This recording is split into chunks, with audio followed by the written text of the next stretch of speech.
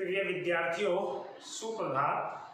आज हम कक्षा 9वीं की स्पर्श पुस्तक के पाठ 3 एवरेस्ट मेरी शिखर यात्रा पाठ का अध्ययन करेंगे। ये जो पाठ है बछेंद्री पॉल द्वारा लिखा गया है, जो कि खुद एक पर्वतारोही रही हैं और उस अभियान में जब एवरेस्ट पे चढ़े तो उसमें शामिल रही। तो आइए सबसे पहले हम लेखिका के बारे में जानते हैं। लेखिका का नाम बछेंद्री पाल है और इनका जन्म उत्तराखंड के चमोली जिले में बम्पा नामक गांव में 24 मई 1954 को हुआ था। घर में गरीबी थी, पिताजी पढ़ाने में समर्थ नहीं थे, तो इनको कक्षा 8 से ही कुछ काम करके, सिलाई बुनाई करके अपनी पढ़ाई का खर्च जुटाना पड़ता था। कक्षा 10 करने के बाद स्कूल के हेडमास्टर ने इनके पिताजी को आगे पढ़ाने के लिए बड़ी मुश्किल से मनाया और ये आगे पढ़ी। पढ़ाई के प्रति इनकी बहुत लगन थी और इन्होंने एमए किया, बीएड किया।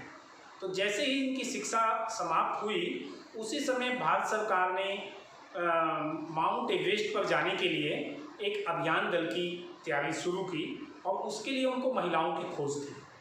तो क्योंकि ये पहाड़ी क्षेत्र से रही हैं, पहाड़ पे चढ़ने उतरने का अच्छा अनुभव था, क्योंकि जब ये अपने गांव में रहते थे तो कुछ दिनों तक गर्मी के मौसम में इनका जो परिवार था वो पहाड़ी क्षेत्र में चला जाता था और ठंडी के मौसम में नीचे प्लेन इलाके में आ जाता था।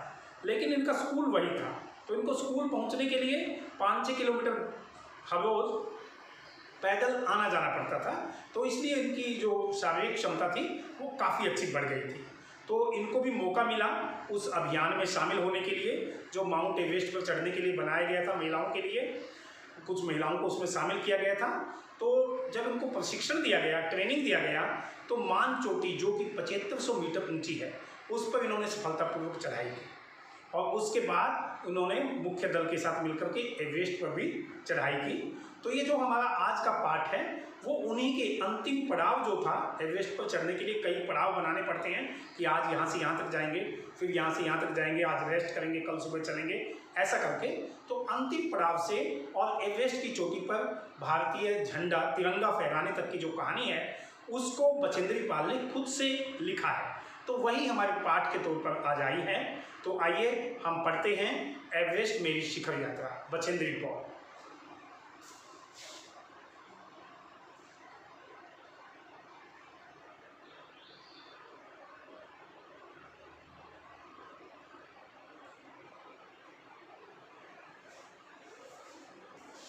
एवरेस्ट मेरी शिखर यात्रा।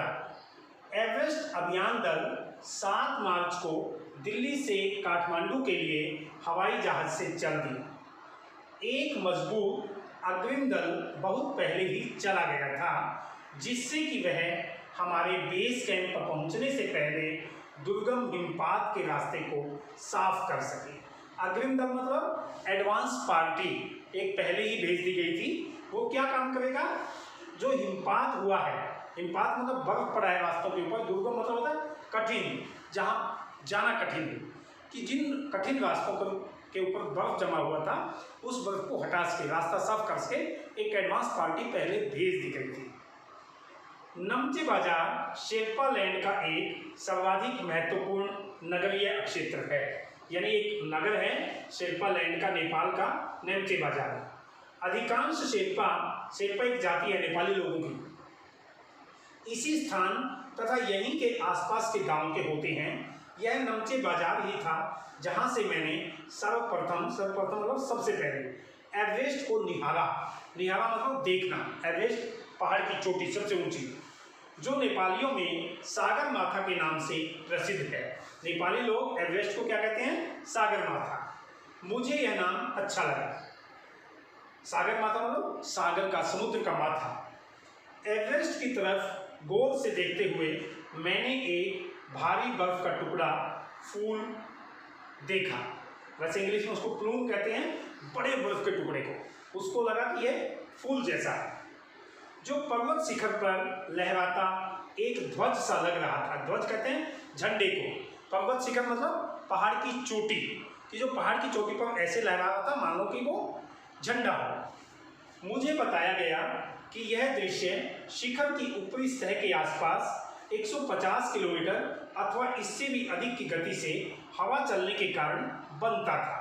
कि ऐसा सीन कब बनता था, वो झंडे जैसा बर्फ कब बनता था, जब शिखर चोटी के आसपास 150 किलोमीटर की रफ्तार से हवाएं चलती हों, तब बर्फ उसके साथ उड़ के जब जाएगा तो ऐसा लगेगा जैसे झंडा है।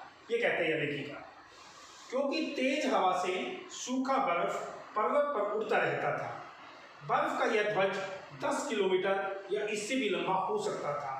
कि जो हमें छोटा सा झंडा लग रहा था, वो कहते हैं कि वो 10 किलोमीटर से भी ज़्यादा लंबा होगा, इतनी उसकी लंबाई होगी।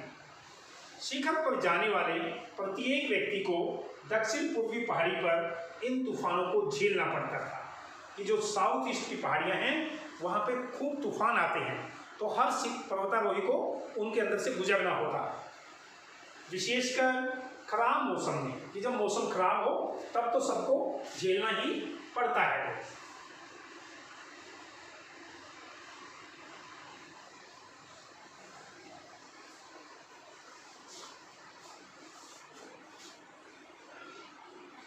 यह मुझे डराने के लिए काफ़ी था कि उससे मैं डर गया, लेकिन क्या कहते हैं, फिर मैंने एवरेस्ट के प्रति विचित्र रूप से आकर्षित थी और इसकी कठिनतम चुनौतियों का सामना करना चाहती थी। लेकिन कहते हैं कि फिर भी मैं उसके प्रति आकर्षित थी, एवरेस्ट के प्रति, कि मुझे तो चढ़ना ही है, चाहे कितनी भी मुसीबतें आ जाए। जब हम 26 मार्च को पेरिस पहुंचे, पेरिस किसी जगह का नाम है, हमें हिमस्खलन के कारण हुई एक शेरपा कुली की मृत्यु का दुखद समाचार मिला। कि हिमस्खलन कहते हैं बर्फ का खिसक जाना।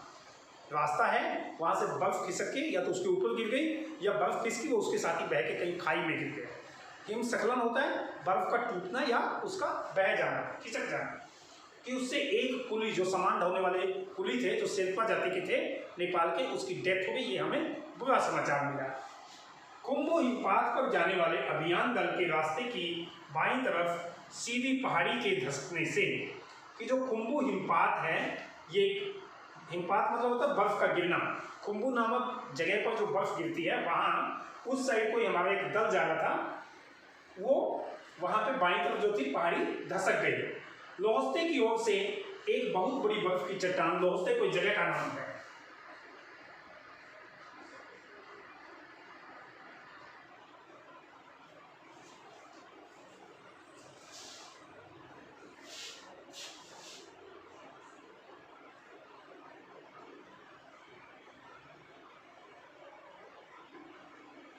नीचे खिसक आई थी। कि लोहस्ते की साइड से बर्फ की चट्टान नीचे खिसक आई। 16 शेरपा कुलियों के दल में से एक की मृत्यु हो गई और 4 घायल हो गए। यानी 16 कुली थे जिनमें एक की डेथ हो गई और 4 घायल हो गए। यानी कितना मुश्किल है एवरेस्ट पर चढ़ना, ये बताती है। लोग अपनी जान तक गंवा देते हैं, लेकिन कैसा बता रही है। इस समाचार के कारण अभियान दल के सदस्यों के चेहरों पर छाए अवसाद को देखकर हमारे नेता कर्नल खुल्लर ने स्पष्ट किया कि एवरेस्ट जैसे महान अभियान में खतरों को और कभी कभी मृत्यु को भी आदमी को सहज भाव से स्वीकार करनी चाहिए। अवसाद कहते हैं उदासी। कि ये समाचार पाकर हमारे अभियान दल के सदस्य उदास थे। तो हमारे नेता जो कर्नल खुल्लर थे, उन्होंने बताया कि ऐसे महान कार्य के लिए, एवरेस्ट जैसी चोटी पर चढ़ने के लिए, ये सब तो होता है, कभी कभी हमारी मृत्यु भी हो जाती है, इसलिए इतना उदास होने की आवश्यकता नहीं है। उपनेता प्रेमचंद यानी सब लीडर प्रेमचंद, जो अग्रिम दल का नेतृत्व कर रहे थे, यानी जो एडवांस पार्टी का लीडरशिप कर रहे थे, नेतृत्व मतलब लीडरशिप, अग्रिम दल मतलब एडवांस पार्टी, 26 मार्च को पेरिस लौट आए। कि वो आगे रास्ता साफ करने गए थे, वो पेरिस में वापस आ गए 26 मार्च को। जब हम वहाँ पे पहुँचे, उन्होंने हमारी पहली बड़ी बाधा खुम्बू हिमपात की स्थिति से हमें अवगत करवाया। अवगत करवाना मतलब जानकारी देना कि जो पहली बाधा है, पहला सबसे बड़ा पड़ाव है, सबसे बड़ी मेहनत करनी पड़ेगी, वो खुम्बू हिमपात है, जहाँ बर्फ बार बार गिरती रहती है, खिसकती रहती है। उन्होंने कहा कि उनके दल ने कैंप 1 6000 मीटर, कि जो 6000 मीटर की हाइट पर लगाया था पहला कैंप, जो हिमपात के ठीक ऊपर है, वहाँ तक का रास्ता साफ कर दिया है। कि जो खुम्बू हिमपात है, जहाँ पर बर्फ खिसकती रहती है, गिरती रहती है खूब जोर से, उससे ऊपर जाके वो है जो कैंप 1 है, वो लगा दिया है उन्होंने। उन्होंने यह भी बताया कि पुल बनाकर, रस्सियां बांधकर और झंडियों से रास्ता चिन्हित कर सभी कठिनाइयों का जायजा ले लिया गया है। जायजा मतलब अनुमान लेना कि जहाँ पे रास्ता का पता नहीं है वहाँ पे साइड साइड में झंडियाँ लगा दी हैं, कहीं दूसरी साइड जाओ तो खिसक के नाले नदी में ना गिर जाओ। रस्सियाँ बांध दी गई हैं ताकि आइडिया रहे, पकड़ने के लिए, चढ़ने के लिए आसानी रहे, कि हमने अनुमान लगा लिया कि कैसे वहाँ तक जाया जाएगा, सभी क्या क्या परेशानी आ सकती है उसका अनुमान हमने लगा लिया है। रास्ते को हमने मतलब कि मार्क कर दिया है, निशान लगा दिए हैं। उन्होंने इस पर भी ध्यान दिलाया कि ग्लेशियर बर्फ की नदी है। ग्लेशियर कहते हैं बर्फ की नदी को, जब पूरी की पूरी झील जम जाती है उसको ग्लेशियर बोला जाता है। और बर्फ का गिरना अभी भी जारी है, कि बीच बीच में ग्लेशियर मिलेंगे, आपको जमी हुई बर्फ की नदियाँ मिलेंगी और बर्फ गिर रही है अभी।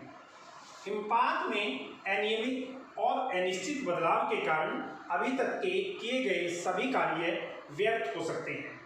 हिमपात में अनियमित और अनिश्चित, अनियमित होता है जो नियम के मुताबिक ना हो, कि अभी मौसम है बर्फ पड़ने का, अभी तो ठीक है, लेकिन 2 महीने बाद नहीं पड़नी चाहिए, लेकिन तब भी पड़ गई, उसको अनियमित बोलेंगे। अनिश्चित मतलब जिसका कोई निश्चित ठिकाना नहीं है कि कब बर्फ गिरेगी कब नहीं गिरेगी, पता नहीं है। इसलिए हमने जितना अभी तक का काम किया है, रास्ते साफ किए हैं, रस्सियाँ बांधी हैं, झंडियाँ लगाई हैं, निशान लगाए हैं, वो सब बेकार हो सकता है, व्यर्थ हो सकता है। प्रेमचंद बताता है ये बात। और हमें रास्ता खोलने का काम दोबारा करना पड़ सकता है, कि हमें फिर से रास्ता खोलना पड़ सकता है। उनका उपनेता प्रेमचंद ये बात बताता है।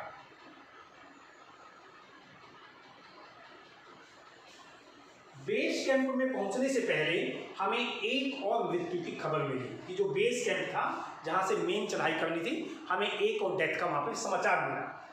जलवायु अनुकूल न होने के कारण एक रसोई साहब की मृत्यु हो गई थी।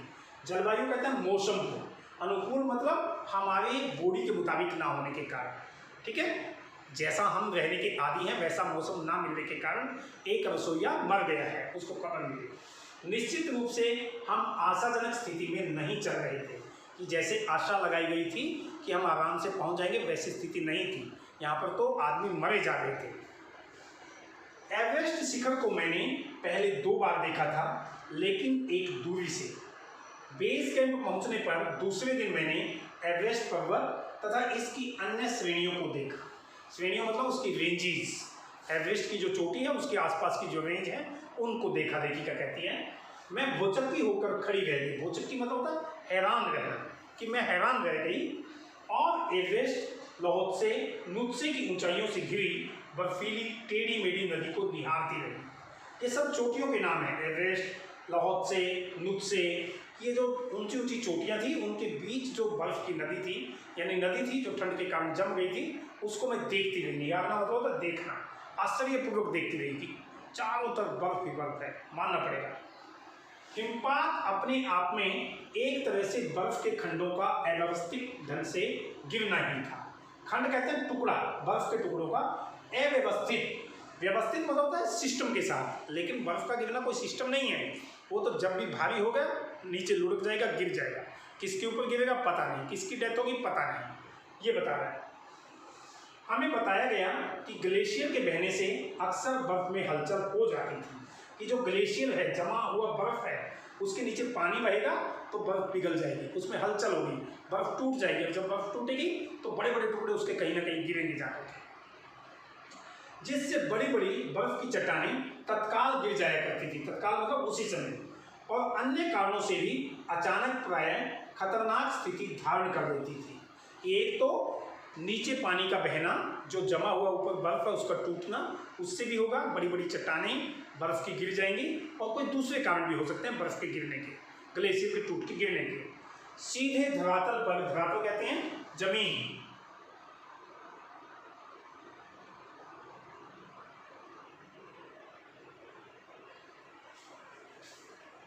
दरार पड़ने का विचार और इस दरार का गहरे चौड़े हिम विदर में बदल जाने का मात्र ख्याल ही बहुत डरावना था। दरार कहते हैं उसके मतलब टूट जाना, दो चीज़ों के बीच टूट के जो जगह बनती है उसको दरार कहते हैं।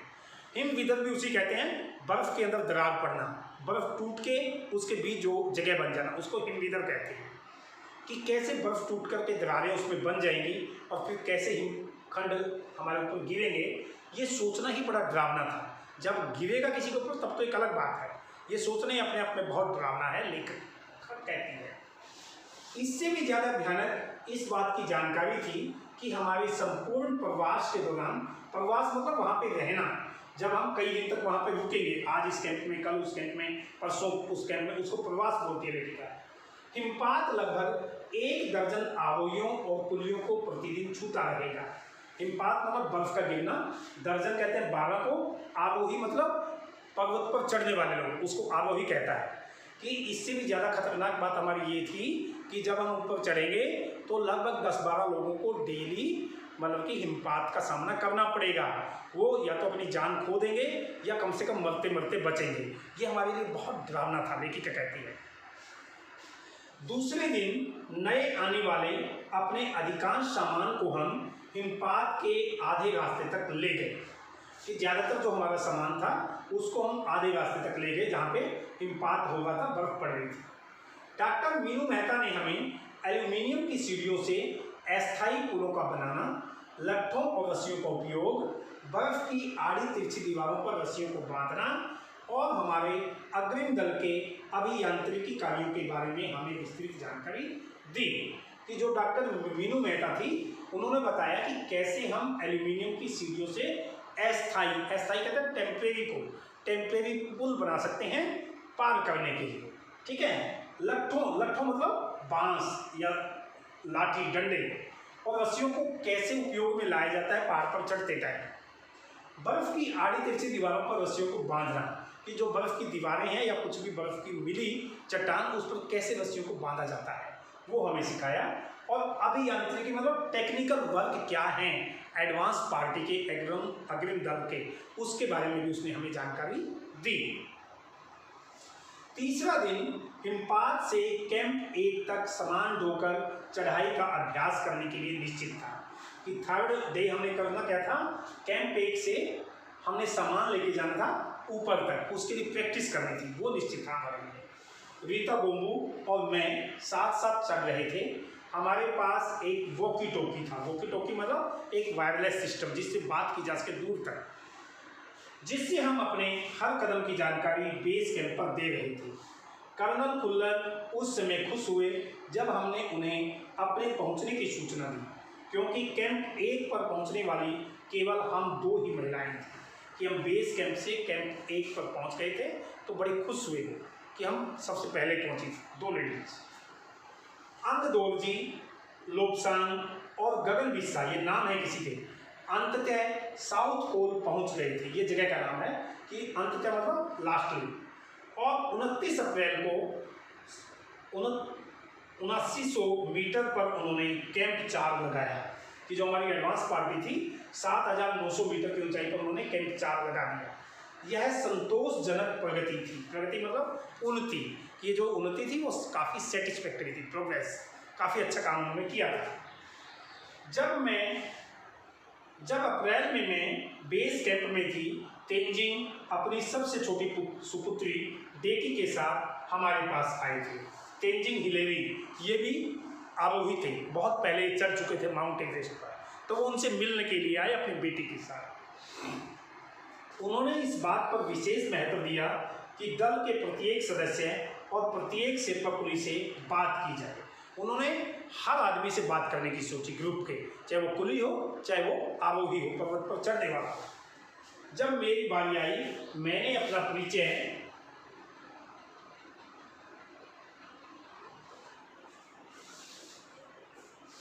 यह कहकर दिया कि मैं बिल्कुल ही नौसिखिया हूँ। नौसिखिया मतलब नई नई सीखने वाली, अनजान को कहते हैं जिसको कुछ ना आता हो, अभी नया सीख रहा हो। और एवरेस्ट मेरा पहला अभियान है। तेंजिंग हंसे और मुझसे कहा कि एवरेस्ट उनके लिए भी पहला अभियान है, लेकिन यह भी स्पष्ट किया कि शिखर पर पहुंचने से पहले उन्हें 7 बार एवरेस्ट पर जाना पड़ा था।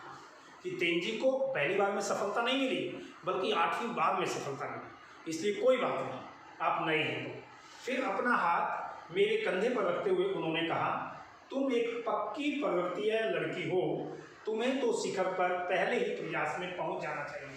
पर्वतीय मतलब पहाड़ी, कि एक पक्की पहाड़ी लड़की हो, आपको फर्स्ट अटेम्प्ट में ही चोटी पर पहुंच जाना चाहिए। शिखर मतलब चोटी, प्रयास मतलब कोशिश। 15-16 मई 1984 को बुद्ध पूर्णिमा के दिन मैं लोहत्से की बर्फीली सीधी ढलान पर लगाए गए सुंदर रंगीन नायलॉन के बने तंबू के कैंप 3 में थी। वो कहते हैं कि हम 15-16 मई को लोहत्से जगह में जो हमारा कैंप 3 लगाया गया था वहाँ पहुँच गए थे। कैंप में 10 और व्यक्ति थे। लोब्सांग तशारिंग मेरे तंबू में थे। एंडी शेरपा तथा और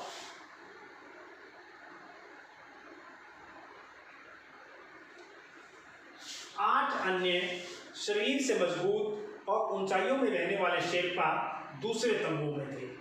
मैं गहरी नींद में सोई हुई थी कि रात के 12:30 बजे के लगभग मेरे सिर के पिछले हिस्से में किसी एक सख्त चीज के टकराने से मेरी नींद अचानक खुल गई और साथ ही एक जोरदार धमाका भी हुआ। तभी मुझे महसूस हुआ कि एक ठंडी बहुत भारी कोई चीज मेरे शरीर पर मुझे कुचलती हुई चल रही है। मुझे सांस लेने में भी कठिनाई होने लगी कि यानी रात में कोई घटना घटी, उसको लगा सिर पे कुछ लगा है और शरीर के ऊपर कोई बाहरी चीज पड़ी हुई है जो चल रही है। लेखिका को सांस लेने में मुश्किल होने लगी। क्या था वो आगे बता रहा है। यह क्या हो गया था, एक लंबा बर्फ का पिंड हमारे कैंप के ठीक ऊपर लोहत्से ग्लेशियर से टूटकर नीचे आ गया था। कि हमारे कैंप के ऊपर एक बर्फ का बहुत बड़ा टुकड़ा, पिंड मतलब टुकड़ा, वो गिर गया था और उसका विशाल हिमपुंज बन गया था। विशाल मतलब बड़ा, हिमपुंज मतलब बर्फ का ही वो बनना, पहाड़ जैसा बनना, कि वो बर्फ का एक पहाड़ जैसा एक टुकड़ा जैसा बन गया था हमारे कैंप के ऊपर गिर करके। हिमखंडों, हिमखंड मतलब बर्फ के टुकड़े, बर्फ के टुकड़ों और जमी हुई बर्फ के इस विशालकाय पुंज ने एक एक्सप्रेस रेलगाड़ी की तेज गति और भीषण गर्जना के साथ सीधी ढलान से नीचे आते हुए हमारे कैंप को तहस नहस कर दिया। कि वो बिल्कुल रेलगाड़ी की स्पीड से आया और भीषण गर्जना मतलब बहुत जोर की आवाज़ से आया और हमारे कैंप को उसने नष्ट कर दिया, तोड़ फोड़ दिया हमारे कैंप के ऊपर गिर के। वास्तव में हर व्यक्ति को चोट लगी थी। यह एक आश्चर्य था कि किसी की मृत्यु नहीं हुई थी। कि चोट तो सबको लगी, लेकिन हैरानी थी कि किसी की डेथ नहीं हुई। लोब्सांग अपनी स्विच छुरी की मदद से हमारे तंबू का रास्ता साफ करने में सफल हो गए थे। कि स्विच छुरी, स्विच मतलब स्विट्जरलैंड में बनी हुई, कि उसके पास एक छुरी थी, उसने धीरे धीरे बर्फ को खोदा और रास्ता बना लिया बाहर निकलने का, और तुरंत ही अत्यंत तेजी से मुझे बचाने की कोशिश में लग गए। थोड़ी सी भी देर का सीधा अर्थ था मृत्यु। कि हम थोड़ी देर अंदर रहते उस ठंड में तो मर जाते। बड़े बड़े हिमपिंडों को मुश्किल से हटाते हुए उन्होंने मेरे चारों तरफ की कड़े जमे बर्फ की खुदाई की और मुझे उस बर्फ की कब्र से निकाल बाहर खींच लाने में सफल हो गई। कि मैं तो नीचे जम गई थी जैसे बर्फ की कब्र में। उन्होंने छुरी से बर्फ को तोड़ा, बड़े बड़े टुकड़ों को हटाया, मुझे बाहर निकाला उस कब्र से। कब्र कहते हैं धरती में दफनाने वाली जगह को। सुबह तक सारे सुरक्षा दल आ गए थे, कि जो सेफ्टी वाले हमारे ग्रुप थे वो आ गए, और 16 मई को प्रातः 8 बजे तक हम प्राय सभी कैंप 2 पर पहुंच गए थे। 16 मई को हम लगभग सुबह 8 तक पहुंच गए। यानी कितने बड़े बड़े खतरे आते हैं उसको लेखक ने बताया, कैसे वो बर्फ के नीचे दब गए। लेखिका ने बताया जिस शेरपा की टांग की हड्डी टूट गई थी उसे एक खुद के बनाए स्ट्रेचर पर लिटाकर नीचे लाए। स्ट्रेचर भी हमारे पास नहीं थे, हमने खुद बनाया, बांसों से या किसी बम्बू से, किसी और चीज़ की सहायता से। हमारे नेता कर्नल खुल्लर के शब्दों में यह इतनी ऊंचाई पर सुरक्षा कार्य का एक जबरदस्त साहसिक कार्य था। कि नेता ने कहा, हमारे जो लीडर थे, कि बड़ा साहसिक कार्य किया आपने, साहस का काम किया। इतनी ऊंचाई पर आप लोग बच गए, रास्ता साफ किया और इसको नीचे भी पहुंचाया जो घायल हुआ है। सभी 9 पुरुष सदस्यों को चोटों तथा टूटी हड्डियों आदि के कारण बेस कैंप में भेजना पड़ा। कि जो बाकी 9 लोग थे उनकी हड्डियां टूट गई थी, उनको नीचे भेजा जाना पड़ा बेस कैंप में। तभी कर्नल खुल्लर मेरी तरफ मुड़कर कहने लगे, क्या तुम भयभीत थी? क्या तुम भयभीत मतलब डरी हुई? जी हाँ, क्या तुम वापस जाना चाहोगी? नहीं, मैंने बिना किसी हिचकिचाहट के उत्तर दिया, बिना हेजिटेशन के कहा कि नहीं, मैं बीच में छोड़ करके नहीं जाऊँगा।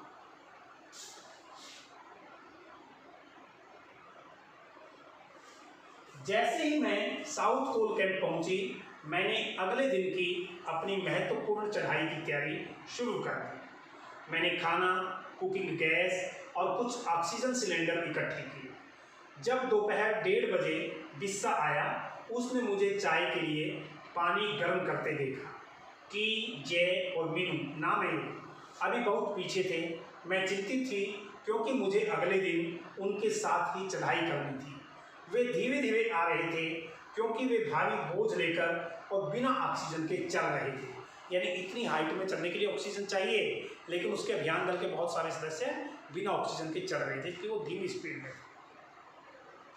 दोपहर बाद मैंने अपने दल के दूसरे सदस्यों की मदद करने और अपने एक थर्मस को जूस से और दूसरे को गर्म चाय से भरने के लिए नीचे जाने का निश्चय किया। मैंने बर्फीली हवा में ही तंबू से बाहर कदम रखा, यानी हवाएं चल रही थी बर्फीली, मतलब बर्फ जैसी ठंडी। जैसे ही मैं कैंप क्षेत्र से बाहर आ रही थी, मेरी मुलाकात मीनू से हुई। मुलाकात मतलब मिलना। की और जय अभी कुछ पीछे थे। मुझे जय जिनेवा सफर की चोटी के ठीक नीचे मिला, ये जगह का नाम है।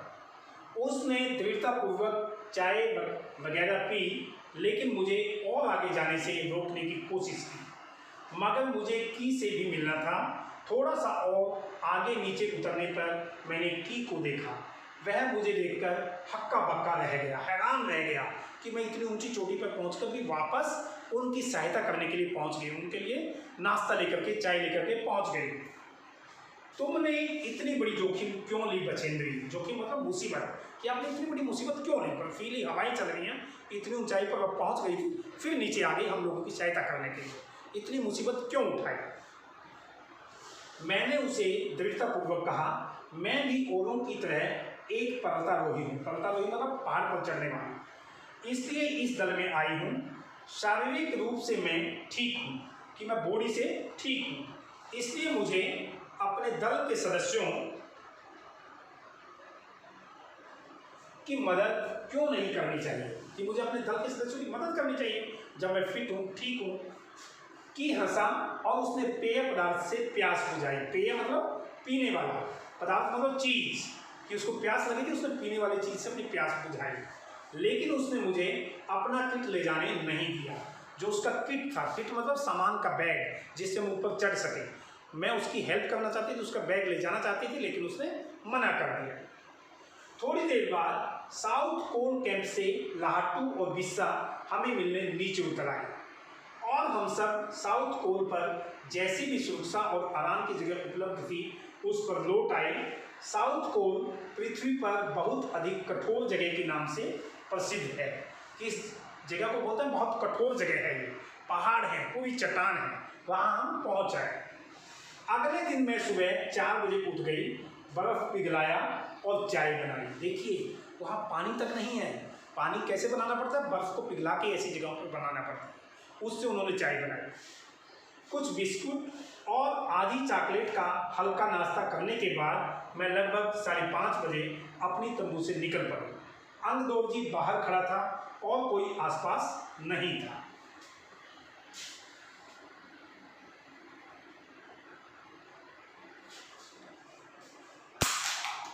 अंगदोरजी बिना ऑक्सीजन के ही चढ़ाई करने वाला था, लेकिन इसके कारण उसके पैर ठंडे पड़ जाते थे, इसलिए वह ऊंचाई पर लंबे समय तक खुले में और रात्रि में शिखर कैंप पर नहीं जाना चाहता था, क्योंकि ऑक्सीजन वो नहीं लेके गया था या नहीं लेके चढ़ना चाहता था।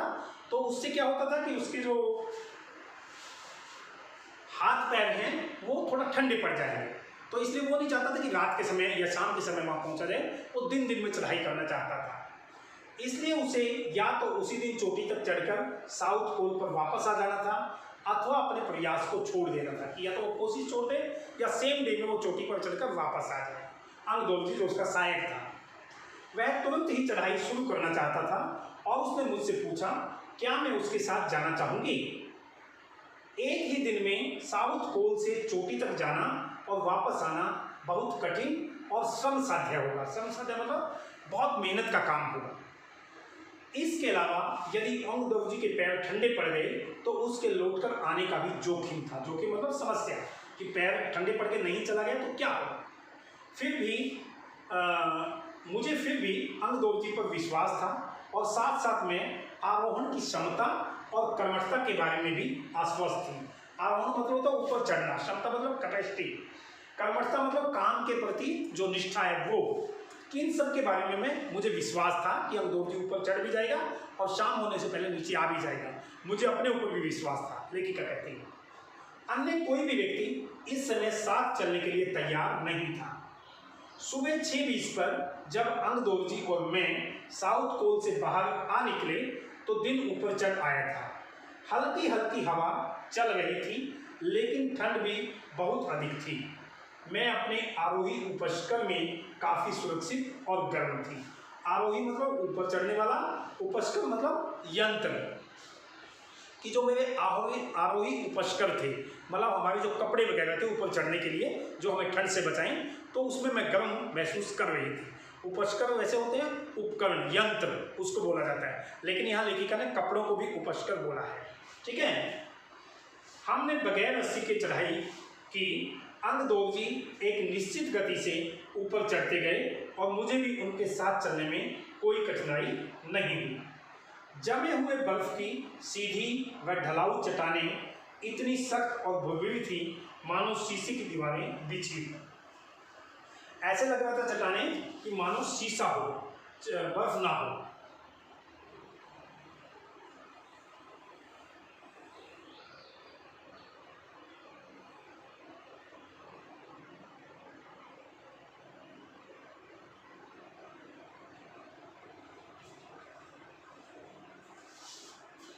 हमें बर्फ काटने के फावड़े का इस्तेमाल करना ही पड़ा।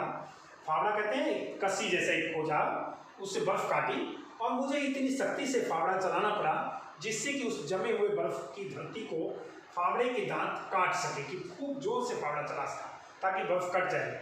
मैंने उन खतरनाक स्थलों पर हर कदम अच्छी तरह सोच समझकर उठाया। सतर्क कहते हैं जगहों पर, कि जो खतरनाक जगहें थी हर कदम हमने सोच समझकर उठाया कि कहीं कोई खतरा ना होगा, मुसीबत ना आ जाए। 2 घंटे से कम समय में ही हम हिम शिखर कैंप पहुंच गए, कि जो शिखर पर कैंप लगाया था 2 घंटे भी हमें नहीं लगे वहां तक जाने में, सबसे ऊंची चोटी पर जो कैंप था। अंगदोर्जी ने पीछे मुड़कर देखा और मुझसे कहा कि क्या मैं थक गई हूँ। मैंने जवाब दिया नहीं, जिसे सुनकर वे बहुत आश्चर्यचकित और आनंदित हुए, कि उनको हैरानी भी हुई और खुश भी हुए। उन्होंने कहा कि पहले वाले दल ने शिखर कैंप पर पहुंचने में 4 घंटे लगाए थे, कि जो पहला दल हमसे गया एडवांस पार्टी वो 4 घंटे में पहुंचा था, हम 2 घंटे में से भी कम टाइम में पहुंच गए। और यदि हम इसी गति से चलते रहे तो हिम शिखर पर दोपहर 1 बजे तक पहुंच जाएंगे, कि जो शिखर है, चोटी है, वो दोपहर 1 बजे तक हम उस पर पहुंच जाएंगे इसी गति से चले तो।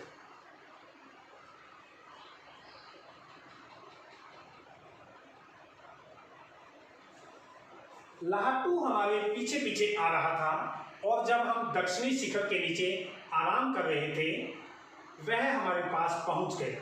थोड़ी चाय पीने के बाद हमने फिर चढ़ाई शुरू की। लाहटू एक नायलॉन की रस्सी लाया था, इसलिए अंगदोर्जी और मैं रस्सी के सहारे चढ़े, जबकि लाहटू एक हाथ से रस्सी पकड़े हुए बीच में चला। उसने रस्सी अपनी सुरक्षा की बजाय हमें संतुलन के लिए पकड़ी हुई थी, कि ताकि हमारा संतुलन बना रहे, हम ना डगमगाएं, कहीं हमारा पैर फिसल के हम गिर ना जाएं। इसलिए रस्सी एक दूसरे के हाथ में वो थामे रहते थे कि यदि कल को गिरेंगे भी तो दूसरा खींच लेगा, पकड़ लेगा, हमारी जान बच जाएगी। तीनों ने रस्सी पकड़ी हुई थी वो बनाने के लिए, संतुलन बनाने के लिए। लाहटू ने ध्यान दिया कि मैं इन ऊंचाइयों के लिए सामान्यतः आवश्यक 4 लीटर ऑक्सीजन की अपेक्षा लगभग 2.5 लीटर ऑक्सीजन प्रति मिनट की दर से लेकर चढ़ रही थी। लाहटू ने देखा कि मैं ऑक्सीजन कम ले रही हूँ, 1 मिनट में मुझे कम से कम 4 लीटर ऑक्सीजन लेनी चाहिए सांस के लिए, लेकिन मैं 2.5 लीटर ले रही हूँ।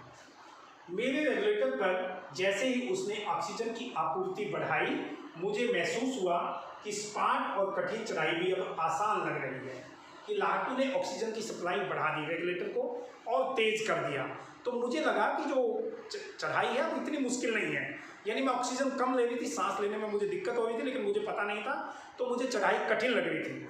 जैसे मुझे ऑक्सीजन ज़्यादा मिली तो मुझे वो स्पाट जो है, स्पाट मतलब समतल और कठिन चढ़ाई भी आसान लगने लगी, इसलिए मैं चढ़ पाई, लेखिका कहती है। दक्षिणी शिखर के ऊपर हवा की गति बढ़ गई थी कि तेज हवा बहने लगी, कहने का मतलब उस ऊंचाई पर तेज हवा के झोंके भुरभुरे बर्फ के कणों को चारों तरफ उड़ा रहे थे कि बर्फ चारों साइड उड़ रही थी, जिससे दृश्यता शून्य तक आ गई थी। दृश्यता मतलब देखने की कैपेसिटी, शून्य मतलब जीरो, मतलब थोड़ी सी गैप में भी दिखाई नहीं दे रहा था, ज़्यादा दूर तक दिखाई नहीं दे रहा था। ज़्यादा दूर तक दिखाई ना देना उसको बोलते हैं दृश्यता शून्य होना, ठीक है। शून्य मतलब जीरो। अनेक बार देखा कि केवल थोड़ी दूर के बाद कोई ऊंची चढ़ाई नहीं है, ढलान एकदम सीधा नीचे चला गया है। कि हमने देखा कि थोड़ी दूर तक तो चढ़ाई है, फिर नीचे ढलान है काफ़ी दूर तक। मेरी सांस मानो रुक गई थी, मुझे विचार कौंधा कि सफलता बहुत नज़दीक है। कौंधा मतलब विचार आना, एकदम दिमाग में टक्कर लगना उसकी, ठीक है, उसको बोलते विचार कौंधा। एकदम दिमाग में आया कि बिल्कुल नज़दीक है हम तो सफल होने। 23 मई 1984 के दिन दोपहर के 1:07 पर मैं एवरेस्ट की चोटी पर खड़ी थी। एवरेस्ट की चोटी पर पहुंचने वाली मैं प्रथम भारतीय महिला थी, पहली फीमेल एवरेस्ट विजेता महिला वो बनी बिछेंद्री पाल, ये कहती है वो।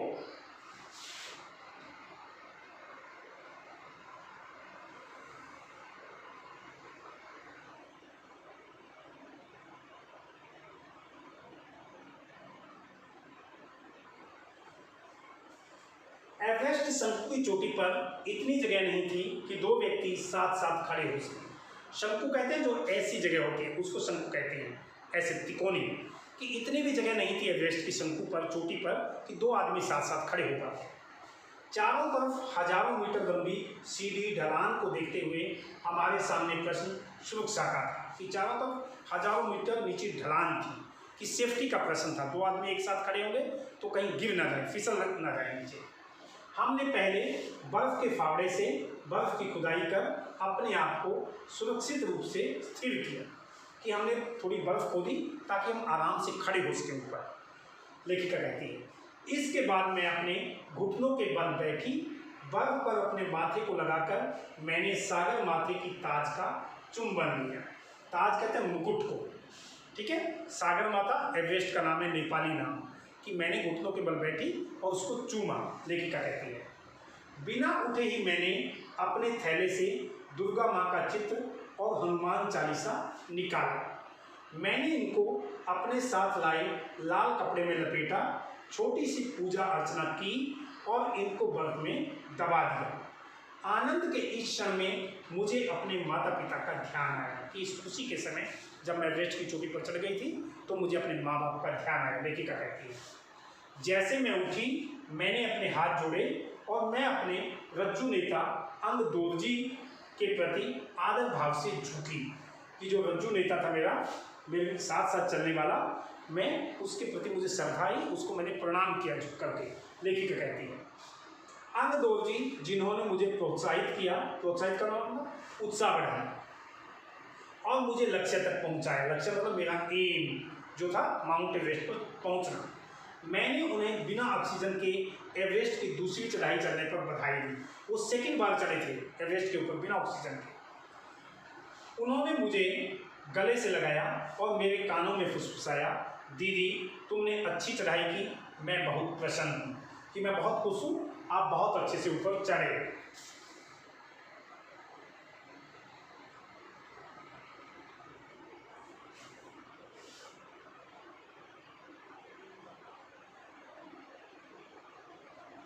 कुछ देर बाद सोनम कुलजर पहुंचे।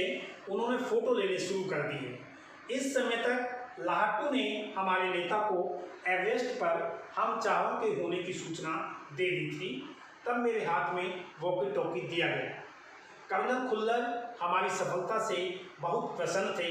मुझे बधाई देते हुए उन्होंने कहा, मैं तुम्हारी इस अनूठी उपलब्धि के लिए तुम्हारे माता पिता को बधाई देना चाहूँगा।